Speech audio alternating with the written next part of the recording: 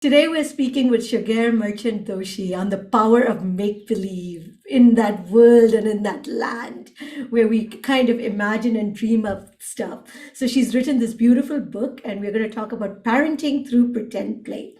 She was previously a lawyer from Chicago. She has often grappled with the concept of being answerable to someone else's hours, timings, and mode of working. Tell me about it. I think we all grapple with that.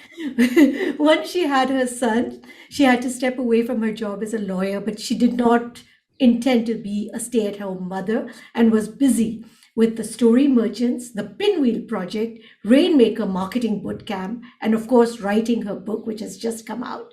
Welcome, Shagir. We're so excited to have you here. Thank you for having me. I'm excited to have this conversation with you as well. You do so many things and you're so busy. So, why did you want to write this book? So you know what happened? Actually, I wrote this book when lockdown number one happened. I literally pumped this book out within 30 days.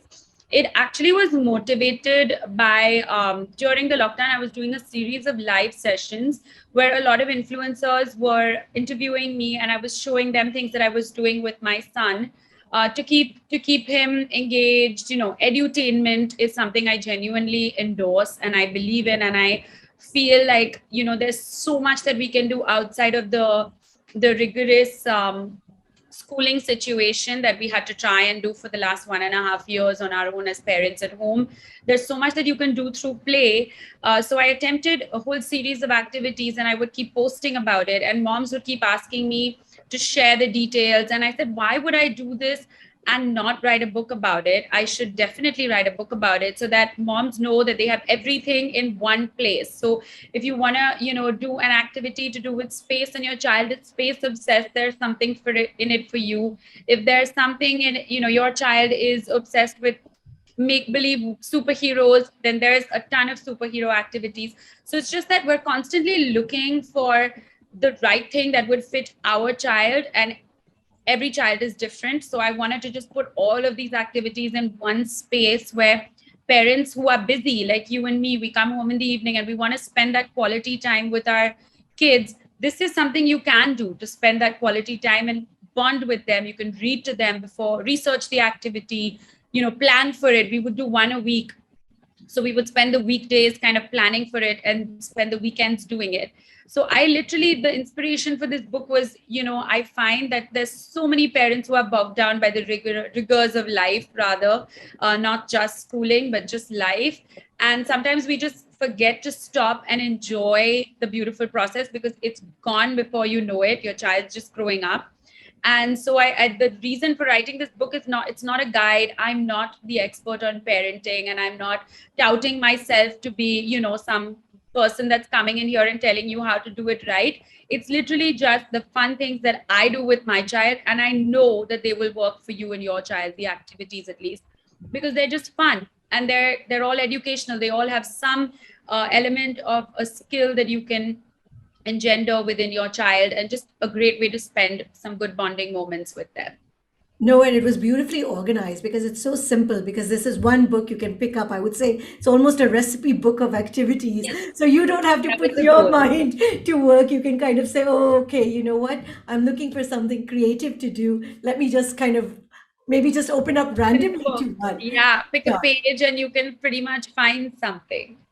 When I was reading your book, you were very specific, though, in the terms of the type of skills you wanted your child to have. So I found that very interesting. So please do share that. Yeah.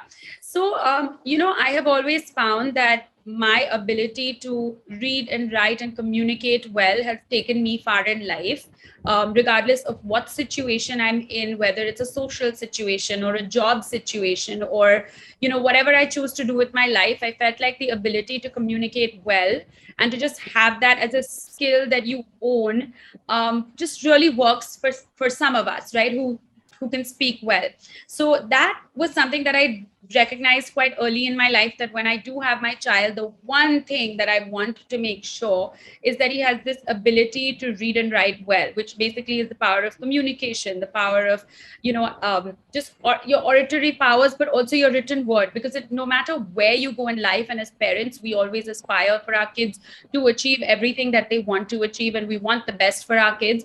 But sometimes you also have to realize that when you are looking at academic achievement, a lot of that academic achievement, if it is not coupled with good communication skills, you do end up lagging behind at some stage in your life. So if you see a lot of the people who make it, whether it's a career, whether it's a creative career, whether it's a professional career, if you are able to carry yourself well and speak cogently and have a good conversation about many different things in the world with people that you meet every single day, it could be a job interview or a college interview or a boardroom presentation or just simply to impress a boss or whatever situation, or a colleague, it could be anything. But just if you can communicate well, that's 90% of the battle won. So for me, that the way to do that with my child was obviously reading and writing, and reading is such an important part, and we read a lot, and books are an important part of your childhood because your brain development takes place, majority of it takes place between the ages of 2 to 7. So you definitely want to read, and you want to expose your child to as much of the written word as you possibly can, but also that whole aspect of pretend play where they can use what they've learned and actually put it into practice and try and make sense of the words and phrases and actually use it. And there's a deeper level of logical processing that happens when they do that. So that whole angle of it, the creativity, that predisposition also aids your communication skills. So I was very clear that whatever happens, I'm not concerned with my child getting A's. I am not concerned with my child being a 90%er. I wasn't one. I was happy with my 80%. And even if I had less than that, as long as I was, teachers understood what I was trying to say, and I was a great writer, and I was good at whatever, my communication skills were solid, I felt like that was taking me through my career and my life, and still does today. So that was something that I just was very clear that for my child, I'm very, very clear that it just has to be, your communication has to be on par. Everything else will come on its own. It'll come whenever it comes.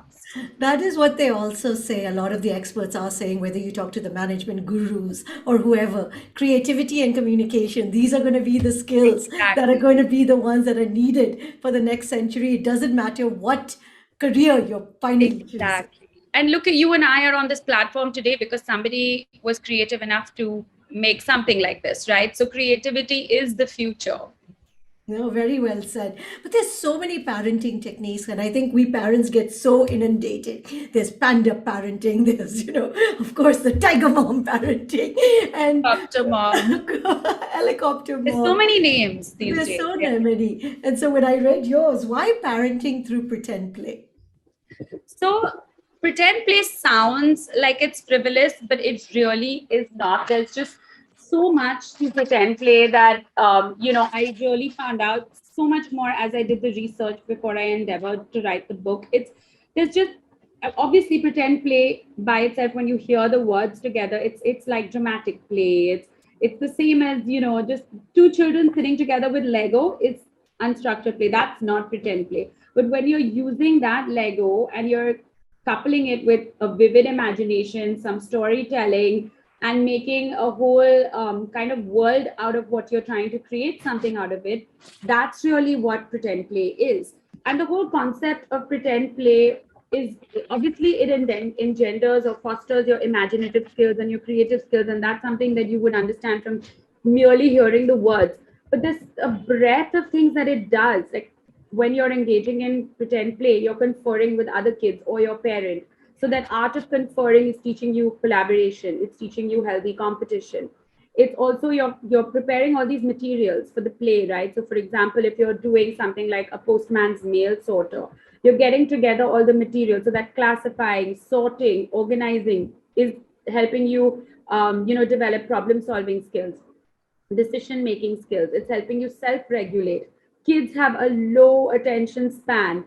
So if they're interested in this, and if they're interested in the activity, and you can get them involved in such a way so as to elongate this play, then you're also elongating their attention span.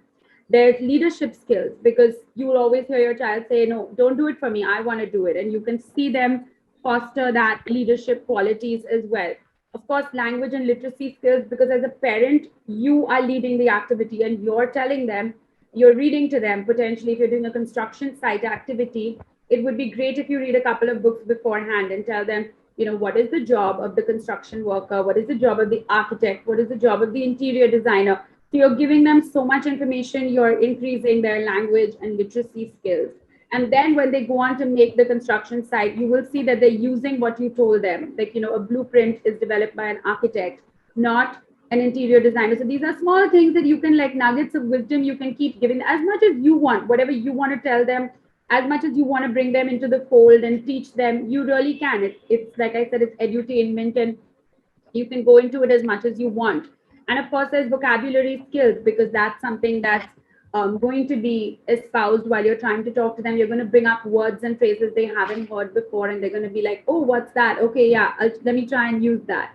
And then there's the social and emotional skills, which also get developed in the process, because they're making up stories, potentially bordering on certain emotions that they feel, etc. So there's so many skills that pretend play can touch upon. It's incredible how in one play or one activity that you pick up from the book, or it's not rocket science, you can concoct one yourself and you come up with any activity. It can take on a life of its own and pretty much give you as many skills as you wanted to. So for me, when I researched and I found there's a huge nexus between pretend play and later academic achievement, pretend play and a later creative disposition, pretend play and later accomplishments, which are all things that as parents we want for our kids. But we were all going about it. Like when you come home from work, you're like, I don't want to play office. I don't want to play teacher. I don't want to do all of this. But and we're like, just sit with a worksheet, do your homework. But this is actually leading to higher academic achievement. And there is a proven scientific nexus. I've referenced some of the research in the book as well, that it is going to lead to them thinking out of the box and actually achieving something in their life. And if it's going to happen through fun and play, even I want to do it. Why would I want to sit with a worksheet or a workbook when I can do this through fun, right? So that was the goal of the book, was, just to tell parents that if your child's saying, let's do doctor, it's not the end of the world. It's actually kind of fun. No, it's excellent because, like what you said, you start from thinking about it as a project, from planning it to what will you need for it, to the execution, and then actually the completion. So it's actually going through the whole life cycle. But there's a lot of questions, and especially when you talk about a lot of research between structured play versus unstructured play, and a lot of I mean, again, it's so confusing out there that should you be telling your child what to do, or should you be letting them go more towards unstructured play? So that's a question I've actually got a lot in the last few months since we launched the book. And it's so structured and unstructured are both very different. I highly, highly endorse unstructured play. And I think that there's a lot to learn from unstructured play, and telling your child, let's do this activity, or suggesting it to them doesn't mean that you completely sideline unstructured play. And I say in the book that letting your child play in their room in a play zone by themselves, encouraging that quiet time for them to explore their toys and to encourage them to, just that processing that happens when they're on their own or when they're with other kids playing by themselves with the toys, making inventions, creating things in the house that, creating larger than life things in the house from small things that they can find. That is all excellent, great, and works really well. This is a different kind of play. When pretend play is structured like this, it's basically so that you as a parent can lead a certain amount of the activity, so that you are giving them certain nuggets of wisdom that they don't already have access to. Because my child at the age of 4 is not going to know that an interior designer and an architect are different and a construction worker is different. He's going to sit and put all the construction workers with the architect's plan into that box. So it's my wish whether I want to bring him into the fold and tell him and give him as much information as I possibly can, or even if we're just doing the planets. I don't have to tell him about each and every planet. I don't have to tell him about asteroids and meteors and all of that. He may learn that in school, he may pick that up. But if he's doing and he's interested in space and he's doing the activity and I'm sitting with him, then I want to tell him about all of these things. I want to read a book on space with him. I want to bring him into the fold. Now, the activity is not necessarily parent-led. It's basically telling them, look, this is what we're going to do. Do you think we should do this? And they usually get so excited about doing an activity that is in relation to something that they're interested in. Like I said, the book has 60 plus activities. You pick one that works for you as a family. You pick one that your child is interested in. It's not about saying, come on, let's do one activity every day. If your child's not interested, by all means, you should not be doing it. But it's just something fun. And once they get into the groove of it, they really do enjoy it, because all children love pretend play. So if they're getting a chance to do it on a subject matter that they're interested in, even if it involves a little bit of structure in terms of materials or in terms of reading a book beforehand to understand it a little bit deeper, it works really well, because you're giving them a whole other subset of words and phrases and things that they didn't know about. Now, what should a parent keep in mind if they are kind of saying, okay, I want to get into pretend play? Are there two, three things that we should be keeping in mind? Keep a well-stocked craft cupboard. Have a great discussion with your child about certain about that particular space. Like I said, if your child is interested in a particular thing, you find that activity. Like, for example, if your child is interested in picnics, there's a couple of picnic activities. If your child is interested in superheroes, there's superhero activities. You pick what they're interested in, because if you're going to tell them, I want to do an activity with you, and it's something outside of what their interest zone is, they're not going to be interested. So you bring them in by obviously showing them something that they like. And then from there, it's relatively easy, because they do get involved and they love choosing materials and putting it together. Something simple like an art auction. If your child likes to draw and paint, then do an art auction. It's just a simple activity to be done, and you have all your friends and family paying you for your paintings. Who wouldn't want to do that? So, simple things like that to bring them into the fold. They really do enjoy it, and they're getting one-on-one time with their parents. The parent is doing it with them, which they always love.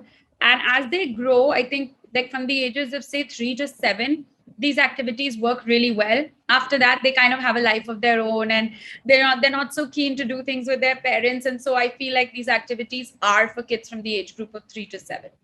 So tell us now, we've talked so much about the activities. Do share a couple with us that we can do with our children. Yeah, so I mean, the book has like 4 different chapters of activities, and they're divided as for imaginative skills or conversation boosters and things like that. So I can tell you about the 2 most popular ones that we've been getting feedback about, or rather, the 2 most popular ones that my son also loves. So we do them a lot. So one of them is the Postman's Mail Sorter, which I spoke about earlier today. The other one is the art auction, and then the third one is the superhero school. So the art auction is really interesting. Like, you can pick pretty much any topic that your child is interested in and tell them to make an art collection out of it. But you give them a little bit of background information before you start, and tell them how other artists you can reference an artist. If you have a book of paintings in your home, or you have some art in your home, you can tell them a little bit about how artists choose a theme for a collection and things like that. Maybe expose them to a few artists. You can talk about the Impressionists, you can talk about Van Gogh, you can, just anything that you are personally interested in. And if you're like, a lot of your upbringing is so personal, and parenting is so personal, that there's some things, your child is always going to be a reflection of you. So if your child is interested in something, and you know exactly how to talk about that particular thing to interest them further, because you're that child's mother. So for me, art is not as important to me, but I do know a lot about it. So I do talk, when I talk to him about, artists and the movements and things like that, he's very interested. So what we do is we do an art auction where we choose a theme, whatever that theme may be. We create a whole collection of pieces on it. It takes about 5 to 10 days to actually create the entire collection. Then we paint it on all of the walls or the windows of the house. And in the pandemic, when we couldn't get out, and when we weren't really, getting during lockdown, when we didn't have access to our family members, we would FaceTime them and ask them to bid. So the whole bidding process is something that kids learn about. They're not exposed to something like this. Simple numerical values, or even now in person, when you have people paying you for your paintings, like understanding denominations, pricing, the whole concept of bidding, whoever bids the highest wins, that's something that they don't get. So you're exposing them to a whole new concept, and it's a lot of fun for them, because they're like, okay, we want to give it to you, but someone else is paying us more, or just a fun thing about nominal numbers. It could be like 1 rupee or 2 rupees. It could be in biscuits. It could be in snacks, whatever it could be a barter. It could be whatever you want it to be. It's not about the value or how much you're selling it for, but just the fact that your friends and family want this painting that your child has created. Because it also makes them feel quite important.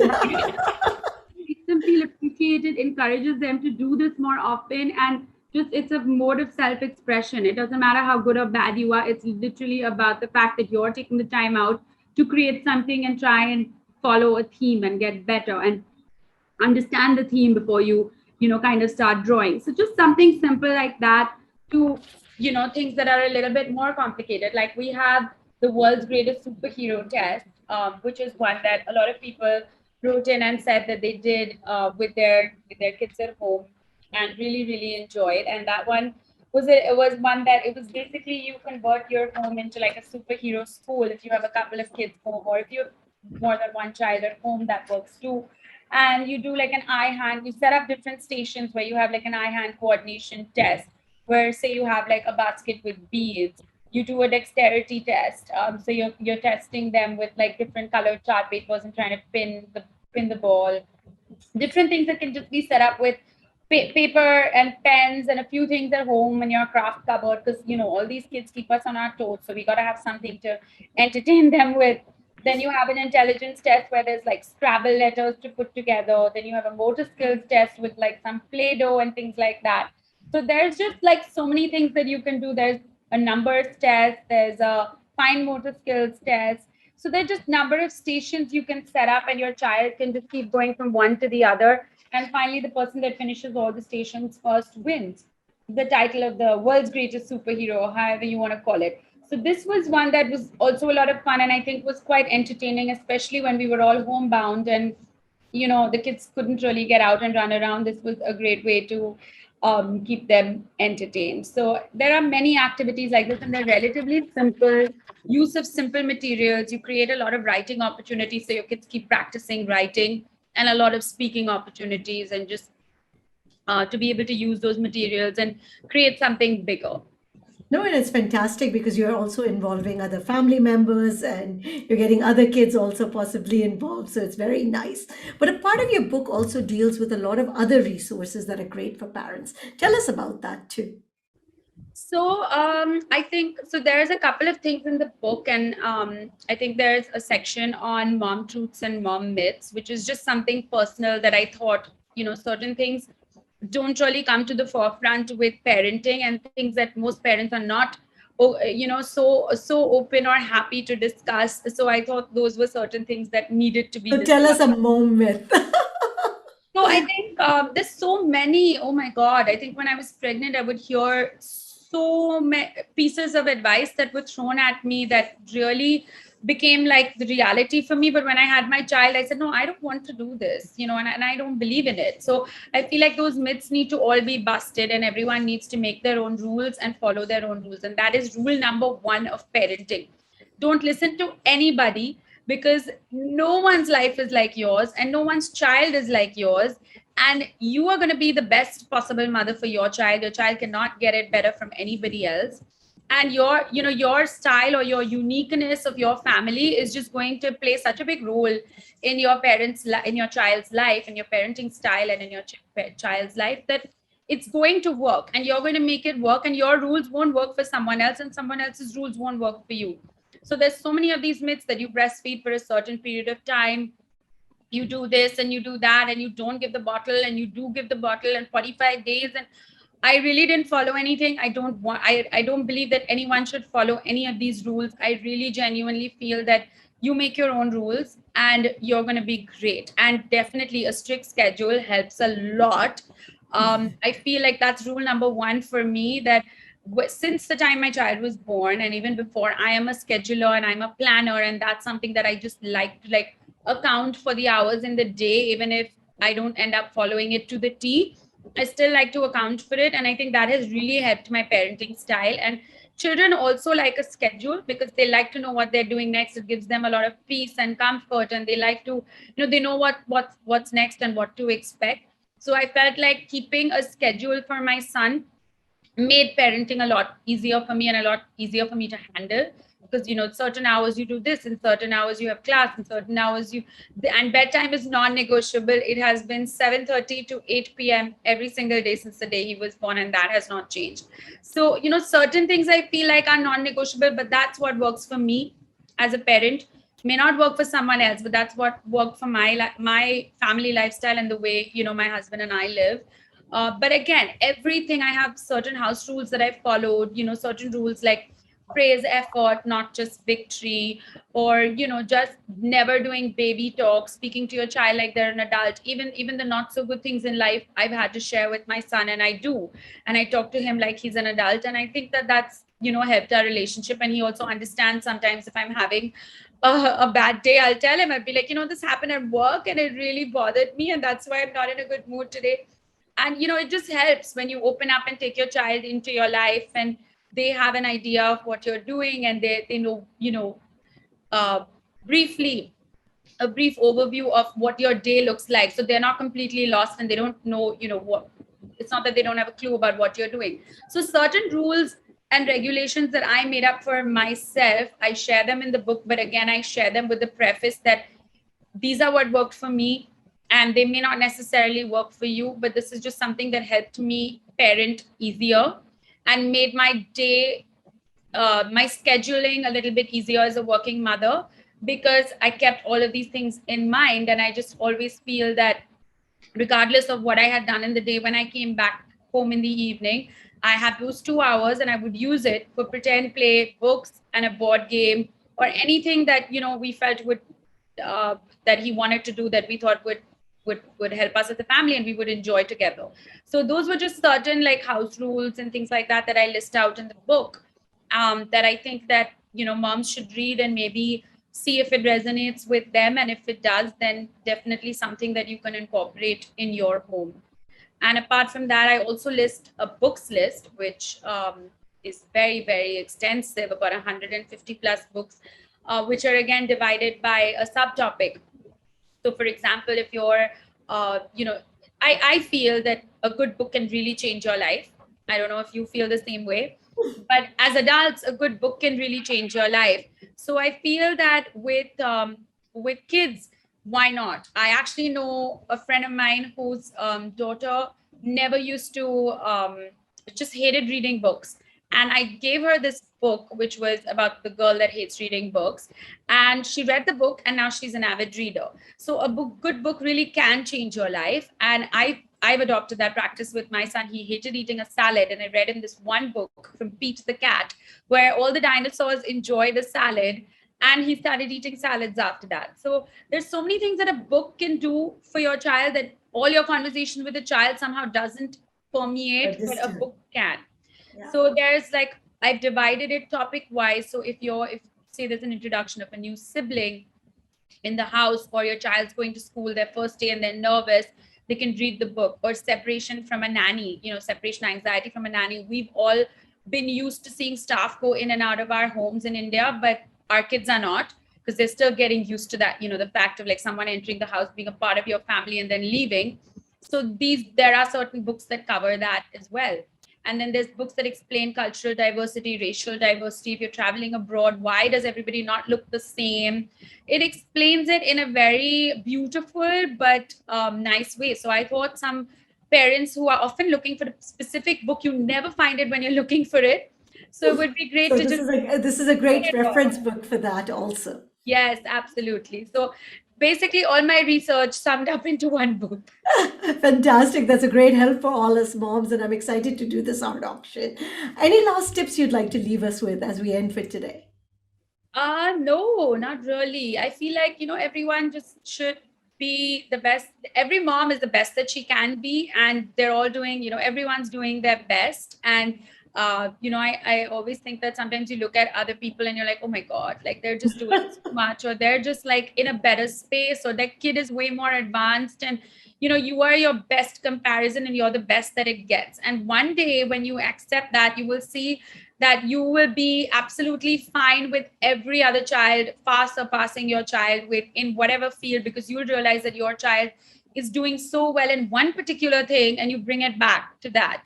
So I realized that I would keep saying that, oh my God, maybe I'm not enough, or I'm not doing enough, because this I think child is, that's always the fear for parents, right? Because yeah, you always feel like, I'm not giving enough time. I should do yeah. this or I should do that. Mom guilt is legit the worst thing in the world. And I don't think it ever goes away. But I think the only way of dealing with it, or the way I really realized after years of, trying to figure out a work-life balance, that this is what makes me happy. And I have to do that, because otherwise I'm probably going to be a miserable mother. And I don't want to be a miserable mother. So I just have to figure out a way to do what I love, and to also be the best mom I can be to my son. But, keeping that balance in mind, that I have to be available whenever he needs me, if something were to go wrong. So just to like keep all of that in mind, I think that everyone should just, you know, realize that you're doing your best, and that no comparison is ever necessary, because you can only be what you possibly can be for your child. So I feel like all of us need to learn that, and it's a difficult lesson, and it's really one that's tough to digest, because you're always either comparing or thinking, or the regret or the guilt that I didn't do this, or I could have done this better, I wish I had done that. Even till date, I hear my mother and even my mother-in-law say, oh, we wish we had done this with you guys, so that they're constantly regretting things, decisions that they've made in the past. And I always think, I'm like, everything just works out regardless of, how you think it was. Everything just works out. So if you just spend that little bit of quality time over quantity time rather, then, I think you're doing your best. Thank you. That was brilliant and so excited. And congratulations on your book.